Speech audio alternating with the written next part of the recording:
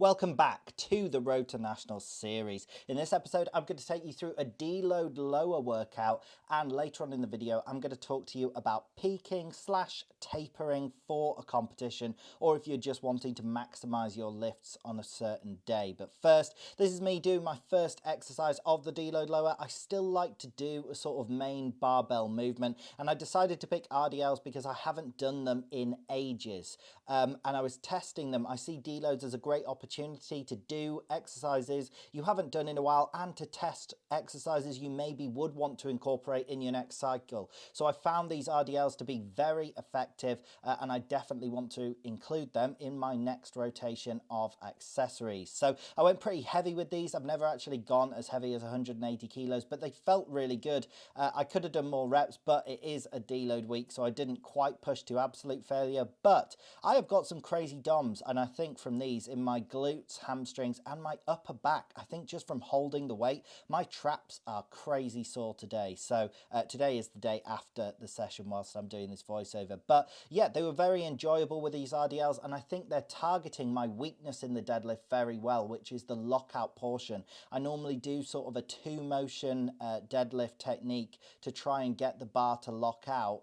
Whereas these were nice and smooth all the way up to lockout, so I definitely think I'm going to start doing them more regularly in my training. So after these, I'm moving on to single leg wall sits. Now I've got these playing at 2 times speed just because it is really boring to watch isometrics, but unfortunately that is what I was training this week, and that is because I've been managing a right knee injury, and going through deep ranges of motion has been hurting my knee. So obviously it's a deload week. I'm just trying to prime myself for when I get back to training, and I find single leg wall sits are really good for helping build up time under tension in the knee, helping develop strength where I have the weakness and where I have the injury without accumulating pain and without exacerbating the injury. So it is the next day at the time of recording, and my knees are feeling great today, so I think the single leg wall sits definitely helped.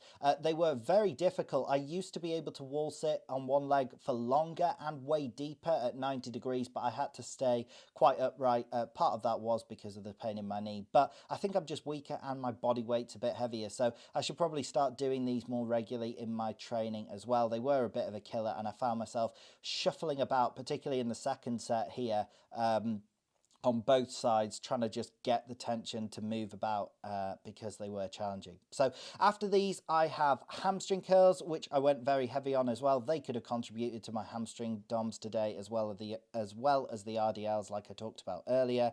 And then I go on to do bodyweight calf raises. I did like a set of 50 and then a set of 30 because that's all I could manage. The set of 50 burned my calves like crazy, and I've got major calf DOMs as well, so I am quite sore considering it's meant to be a deload week. I probably should have gone a bit easy in training. And finally, I ended the session off with kettlebell tibialis raises.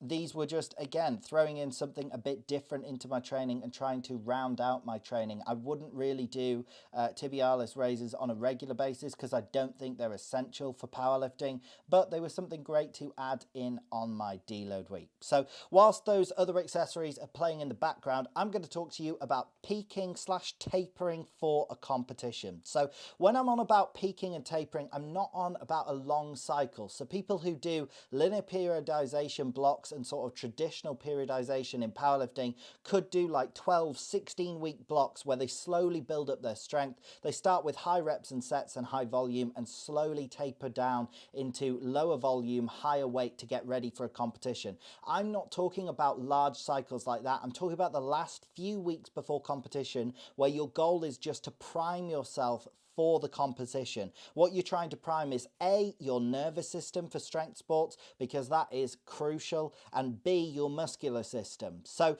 what I do as a conjugate lifter, I am maxing out year round with my max effort training, and I'm doing the dynamic effort training. So my peaking and tapering, I do something called a circa max, and that is basically a 3-week tapering strategy. So what it is 3 weeks out, from the competition, on my upper max day, I will just do my competition opener on bench press. And then on my lower max day, the day after, I'll do my competition openers on the squat and deadlift. So I'm basically just running through the competition openers and making sure that they move okay, that I'm definitely going to be able to hit my openers come competition day. So I've planned that already 3 weeks out. Then I have a normal week of training, except I'm not doing dynamic effort training. You can actually do it on 3 weeks out, but from 2 weeks out, I definitely don't do dynamic effort training.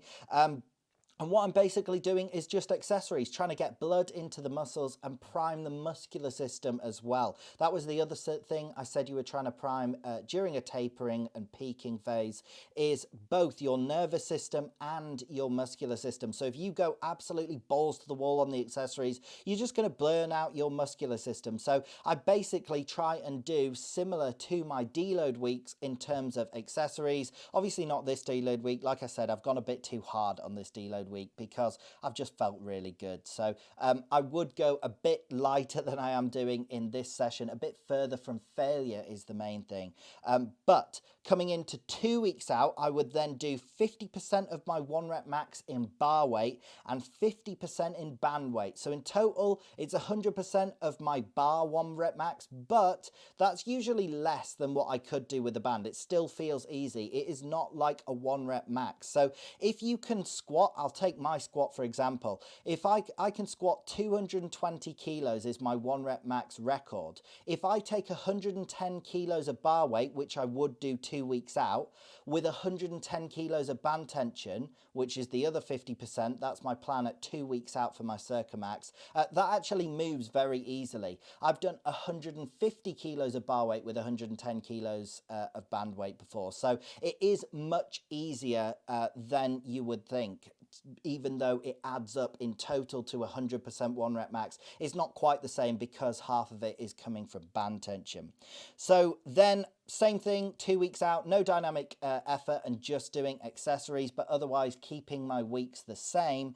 And then at 1 week out, I do 25% of my 1 rep max in bar weight and 50% of my 1 rep max in band tension. So that's really easy. That's even lighter than my usual dynamic efforts, and I can do them for like 5x5. So the reason I use bands is it gives you this great feeling of explosiveness. You're training yourself to explode against the bands, and I just find that it primed me very well. I have done a competition where I used this strategy and it went very well. I matched all of my all-time PRs and even broke one of them. If you haven't seen that video, it's called I entered a competition, powerlifting competition and won. You can check that out on the channel. But this tapering strategy has gone very well for me. I have only done one competition, so we're yet to see in the future. I will report back on this after my next competitions as well. But that is basically my circa max tapering strategy. 3 weeks out, I do my comp openers. 2 weeks out, I do 50% of my 1 rep max bar weight and 50% band. And then 1 week out, I do 25% bar weight and 50% band tension. That's for all regular squat, bench and deadlift, by the way, just to prime myself. And then just doing easy accessories in the same split as normal. No dynamic effort. And then I go really easy on that last week of comp. I basically just try and make myself feel as good as possible and as well rested as possible. So coming back to today's workout, ending off these tibialis raises, they were actually surprisingly hard, even with just that 12 kilo kettlebell. So that is it for today's video. I hope you did in fact enjoy the video. If you did, drop it a like, drop it a comment, subscribe, click the bell, all of that good stuff, and have a great day.